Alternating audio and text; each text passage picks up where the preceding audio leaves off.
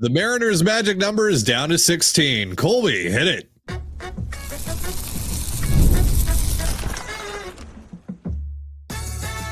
You are Locked On Mariners, your daily Seattle Mariners podcast. Part of the Locked On Podcast Network, your team every day. Ahoy, sailors. It is Tuesday, September 9th, 2025. This is Teddy Gonzalez and Colby Patnode for the Locked On Mariners podcast, part of the Locked On Podcast Network, your team every day. This episode is brought to you by Monarch Money. Take control of your finances with Monarch Money. Use the promo code Locked On MLB. That's LOCKEDON MLB at monarchmoney.com for 50% off your first year. And as always, if you want to hear from me and Colby even more and help support the show, you can check out our Patreon. All you have to do to check that out is click the link in the description of this episode.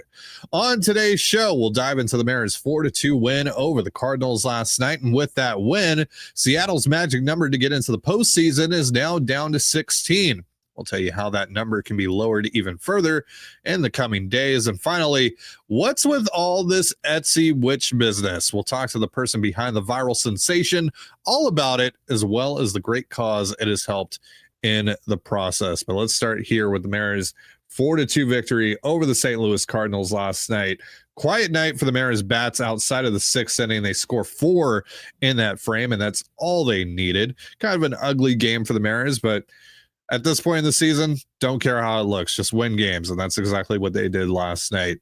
A big 2-run double off the bat of Josh Naylor, who later steals third to manufacture a run. He scores on a sacrifice fly from Jorge Polanco to give the Mariners some much-needed insurance, and the bullpen handled it the rest of the way.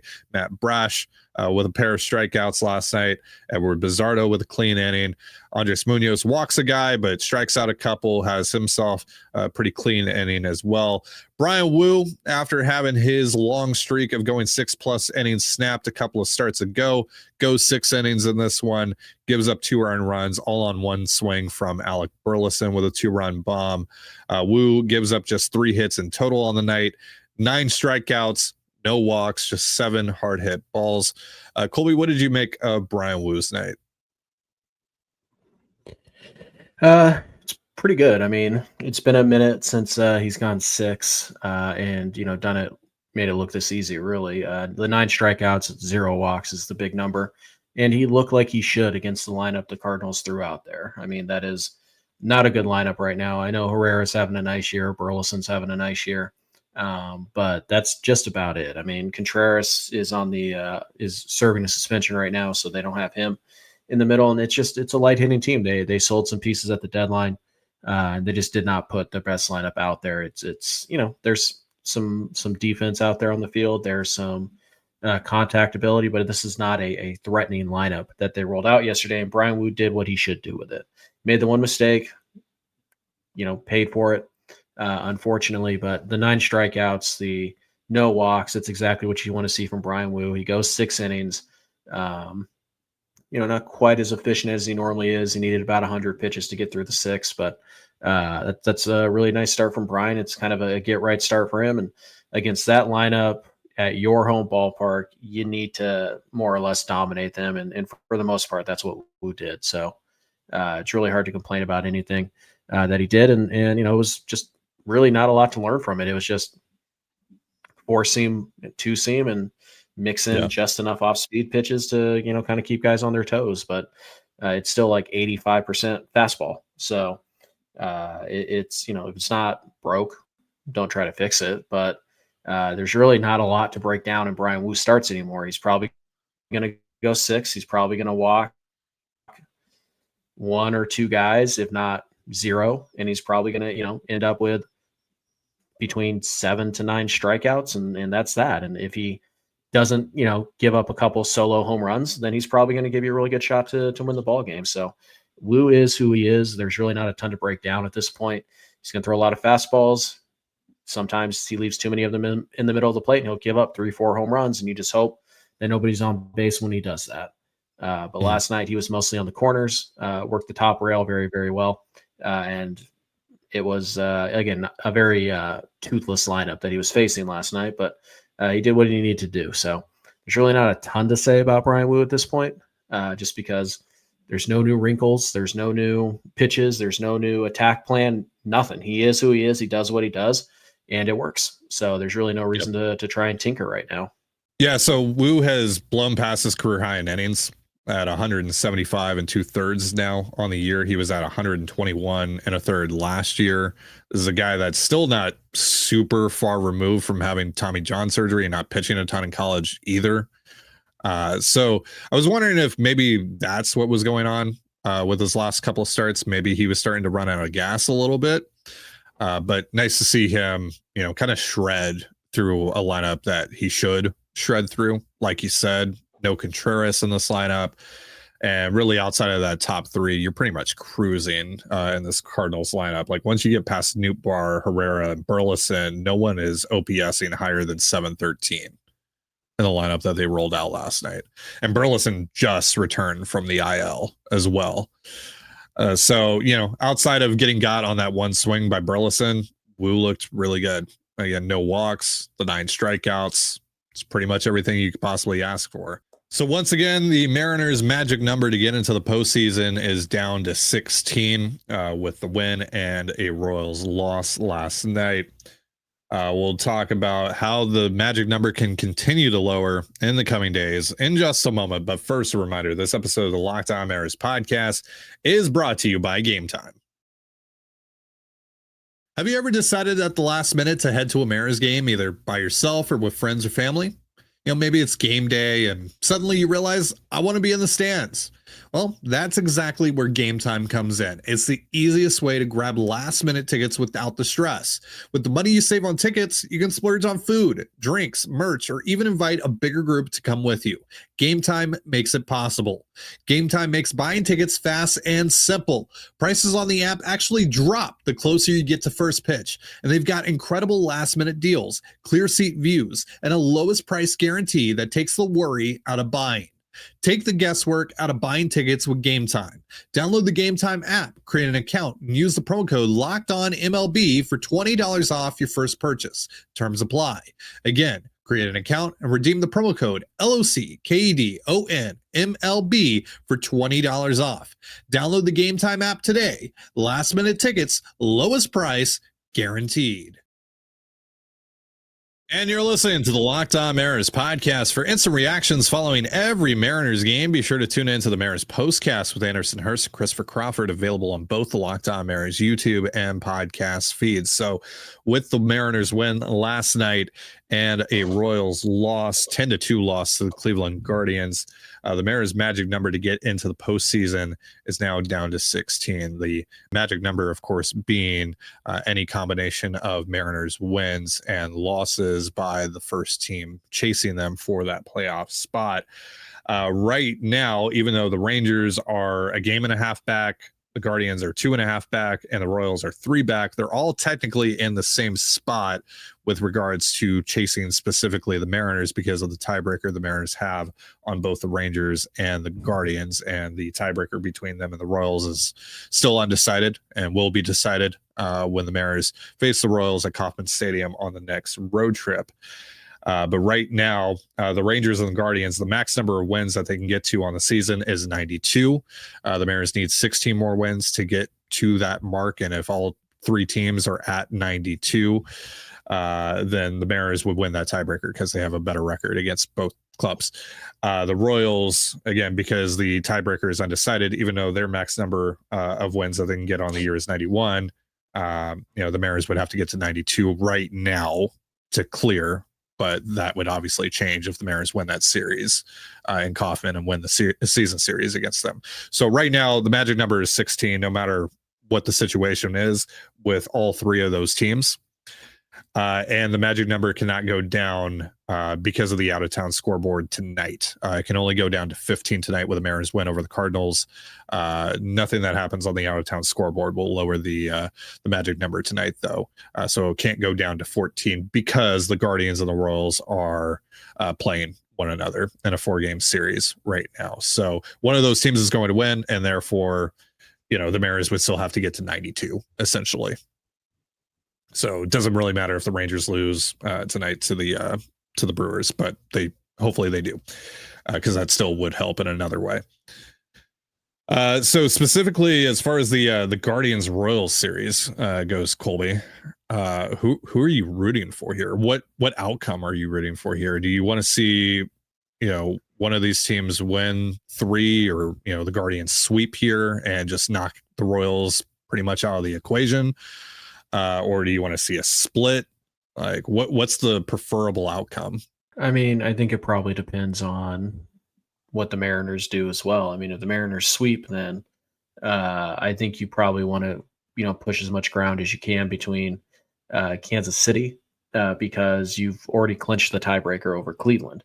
So I think you look at this and you say, the Mariners can win 3 in a row. If the Royals would lose 3 out of 4, that would, I think, really give you some buffer zone. So that last series in Kansas City, maybe you don't have to win that series. You just have to avoid being swept. And that'll, push you enough of a buffer. Because again, after the Kansas City series, there's only 9 games left after that series. So, even if you're only, you lose 2 out of 3 and you lose the tiebreaker. Well, if you were 5 games up on them going into that series, and now you're 4 games up on them with 9 to go, they're pretty much out of it anyway. So I think you're rooting for Cleveland right now because against the tiebreaker. But it really doesn't matter all that much so long as you keep winning. So a split is fine. I don't think you want to sweep on either side. I really don't think that's going to benefit you. But again, if you just keep winning, it doesn't really matter. So for now, I guess I'm rooting for Cleveland to take 3 of 4. But if you drop one of these games to the Cardinals, you're probably hoping for a split. But it's hard to say right now. Yeah. I think I would want just the Royals to get completely knocked out.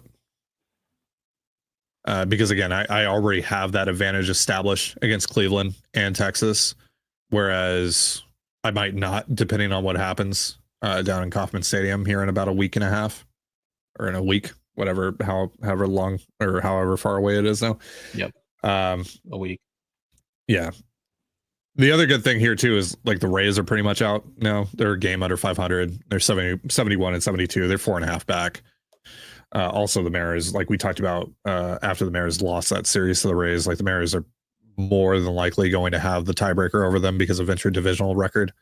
So they're essentially 5.5 back of you. So they're done. So they're out of the equation here unless they go on an insane run. And that also so happens to coincide with the Mariners, completely going into the tank, which at that point you have bigger issues than just the Rays, probably. So yeah. Never say never. Yeah. But yeah. I wouldn't be concerned about the Rays because you probably, again, you probably have bigger problems than them at that point. So yeah. So to me, like I would rather just one of the teams fall out here. And if it's the team that there's still like uncertainty around, which is the Royals, then great. So I think I'm rooting for the Guardians the next 3 days to either sweep or win 3 or 4. 3 or 4 is probably better. All right. So over the last couple of days, you probably heard the term Etsy witch. We'll get into that in just a moment. But first, a reminder, this episode of the Locked On Mariners podcast is brought to you by Monarch Money. Ever check your bank account and wonder, where did all my money go? Between dining out, online shopping, and entertainment, it's easy to lose track. That's where Monarch Money comes in, your personal CFO giving you full visibility and control over your finances. Monarch Money isn't just a budgeting app. It's a complete financial command center. You can track all your accounts, investments, and spending in one place, so you stop just managing your money and start building wealth. Instead of juggling multiple apps, you can use Monarch to check your finances, track spending, and even plan long-term goals. Managing money with your partner is smoother than ever. You can track shared and personal accounts, set goals, and stay on the same page without the stress. Take control of your finances with Monarch Money. Use promo code LOCKEDONMLB at monarchmoney.com for 50% off your first year. That's monarchmoney.com, promo code LOCKEDONMLB for half off your first year. And you're listening to the Locked On Mariners podcast. So over the last couple of days, you may have heard the term Etsy witch. What could that possibly mean? I'm sure a lot of you already know the backstory behind this, but for those of you who don't, Etsy, of course, is a website where you can purchase homemade goods from creators all around the world. But there are some people on there who offer other services, like Etsy user Spells by Luna, who, of course, offers, you guessed it, spells. And so one diehard Mariners fan last Friday night, after watching the Mariners lose game after game after game on the road, decided enough is enough and paid Spells by Luna $15 or $20 to essentially uncurse the Mariners. And since then, the Mariners are 3-0, which includes them scoring 28 runs in 2 games down in Atlanta. And this thing, as a result, has blown up. And it hasn't just blown up in the Mariners community. It hasn't just blown up in the baseball world. It has become a complete viral sensation. It has broken containment. I have friends here in Toronto who don't keep up with the Mariners or sports in general, who are texting me about this, asking me if I'm podcasting about this. It has been crazy. And so I had to get this Mariners fan, Steven Blackburn, to hop on the show and tell us all about it. So here's our conversation. Well, as we all know, the Mariners were playing some of their worst baseball of the entire year on this past road trip. Vibes were at an all-time low. And that is what ultimately prompted our guest today to call upon the supernatural to try and fix the Mariners. And so far, so good. After paying a witch on Etsy to cast a spell on the Mariners and alleviate their woes, and can't believe those words are coming out of my mouth. The M's are 2-0 at the time of this recording, and hopefully they're 3-0 by the time you're watching this. And all of this has quickly captured the attention of not just the baseball world, but social media in general. It has officially broken containment. So I welcome the person behind all of this, diehard Mariners fan Steven Blackburn, to the show to talk all about how this has taken off and the great cause this has ultimately helped in the process. So, Steven, thanks so much for taking the time, and thanks so much for fixing the Mariners. What have the last few days been like? Yeah, absolutely. It's great to be here. It's been kind of crazy. I mostly did this as a joke, like haha, what if this actually works? And I'm could not be happier with what's happened. They've really done great, and I almost don't know what to say. It's been fantastic. Yeah, so it's one thing to say, haha, what if I pay an Etsy witch to fix the Mariners, and another to like actually go through with it and pay the money to do it. Right. What were you thinking when you clicked confirm order? You think, oh God, I just wasted $20? Honestly, I kind of just looked at it and I thought, it's $20. It's not the end of the world if it's just a waste. And I thought, what the hell? It can only do good, I guess. And it's done more than that. I just feel so elated that everything has happened like this. Again, this is quickly captured the attention of the Mariners, but also the baseball world as a whole. I mean, Sarah Langs is posting witch emojis. MLB Network does a segment this morning, with a bunch of witch puns, and the Mariners photoshopped as witches, which are great. And we are definitely going to be using those as memes for a long time. Absolutely. But also, like I said, it's broken containment. I mean, one of my best friends, Ryan, who knows nothing about sports, let alone the Mariners, and lives here, in Toronto where I live, texted me about it today because his girlfriend saw something about it on TikTok. Like, you have truly gone viral. And that's obviously how these things, work when they do go viral. They just kind of take on a life of their own. But what's that been like, seeing something you did just kind of on a whim, just as a joke, like whatever, develop into what it has and go beyond even, the target audience it was intended for? It's so surreal. I've never, feels kind of like a given that no one ever expects anything to go viral, but I never would have dreamed of this in my wildest dreams. I just, it's so amazing that something so small has had such a big impact, and that I'm getting the recognition from MLB as a whole, essentially, and from the Mariners and just everyone. I never, when I clicked that button, I never would have guessed that this was the result. And there's also a shirt that was made. I forget what the company was that made the shirt. Yeah, You partnered with them as well.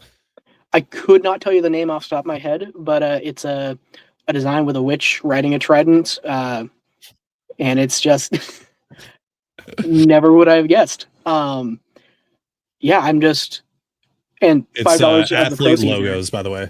That's it. Yeah, athlete logos. Yeah. $5 of the proceeds are going to the Trevor Project, which makes me happier than I can even ever imagine. Amazing. That's absolutely amazing. Absolutely. I mean, I think you've started a thing, kind of how like what was it, the shoe on the head kid or whatever? Yeah.